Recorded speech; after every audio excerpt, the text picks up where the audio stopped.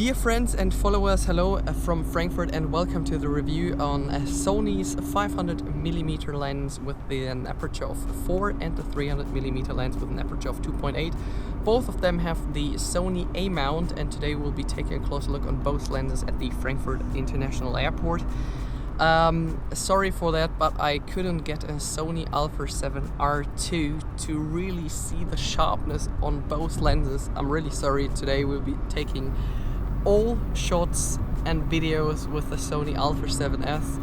That's not ideal, but anyways, otherwise this review wouldn't be possible because we had just these lenses for the video for this weekend, and we have to give them back next week. So unfortunately that's the case now.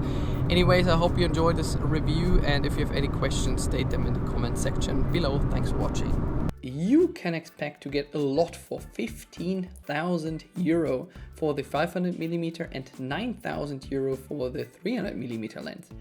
You get a hard case without wheels to prevent any damage through the transport over a rough surface. All important facts are mentioned on both boxes. I was expecting to have a much higher weight with the case and the lens inside, but they're super compact and well protected at the same time, and much lighter than Canon super telephoto lenses. Cool about Sony is that you get the same equipment with both lenses. You get a case, some keys to lock it, a carrying strap, and a nice leather bag for the additional pole filter, and a lot of paper. The 500mm lens is super light for its size with a weight of just 3,500 grams, and the 300mm lens weighs only 2,340 grams. More information will be displayed somewhere around the screen now. If you want more specs, check out the Sony website. If you plan using a filter, you need a 42mm filter size, which is super because on other lenses like the 600mm by Canon, you need a 52mm filter that costs more due to its size. On the left side of both lenses you find a couple switches to change from manual to autofocus, turn on and off the image stabilizer, or to set the closest focusing distance. What I found super handy on the 500mm lens is the huge focus ring to be precise during filming. The focus ring on the 300mm lens is a bit smaller, nevertheless they feel super good and well made. You need just a half hand movement to step through the entire focus distance with the 500mm lens, and nearly one hand movement on the 300mm. Next topic is about the need for a 500 or a 300mm lens. The question is, do you need something like a 500mm lens? If you're a wildlife photographer or filmer working for BBC or the National Geographic and you don't get close to your animals, I would say it's a great option. You don't need to be worried at all using the 500mm lens with an aperture of f4 on a model like the Alpha 7S II due to its outstanding low light performance. Both lenses are well made and have a dust and moisture protection. On both lenses you get an outstanding bokeh. It's soft and the bokeh balls are superb. It doesn't really matter if you're using the 500mm lens with an aperture of f4 or the 300mm lens with its widest aperture of 2.8. You're much closer to all your subjects with the 500mm lens, which gives you the impression that the bokeh looks about the same. You may download these files from my Google Drive account to compare them at home.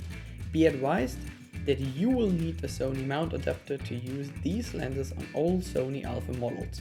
If you want to test these lenses before buying them, they are available at Frankfurt's best camera store, GM-Foto, near the airport and the central station. So we went now from the airport into the Frankfurt Zoo to do some wildlife photography because it's more spectacular on the 500mm than taking photos of the aircraft the entire day, because it was quite hard to find actually the aircraft with the 500mm because you were too close and the aircrafts were just moving too fast to see them.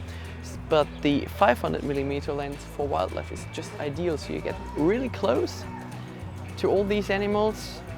And the sharpness is outstanding even if I'm shooting here with an Alpha 7S. So I was hoping to get the 7R, but unfortunately I didn't get it. But anyways, I hope you can do something with those photos and to make up your own opinion about this lens. So it's just ideal for wildlife photography. And in a few seconds we take their 300mm lens on top as well. Some final words from my side. The 500mm lens is best for wildlife photography if you have a lot of space between you and the seldom snow leopard. Taking photos of animals in the zoo is quite tight. After a while it's quite hard to find the animals through the viewfinder because you might be already too close to them. The 300mm lens is about 1100 grams lighter and much easier to carry around through the day. With the 300mm lens you get as close as 2 meters or 6.5 feet, and with the 500mm lens you need 4 meters or 13 feet distance to focus. I would say you can use the 300mm lens for advanced event photography as well, due to its fast aperture and its lightweight.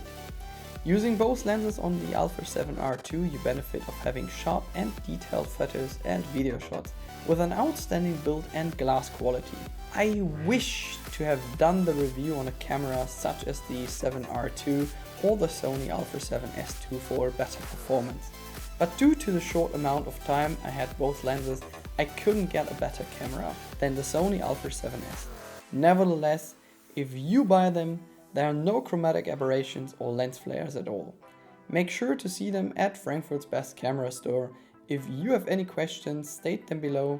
A lot of files can be found as RAW and JPEG in the description below for private use. Thanks for watching and see you soon. Bye bye.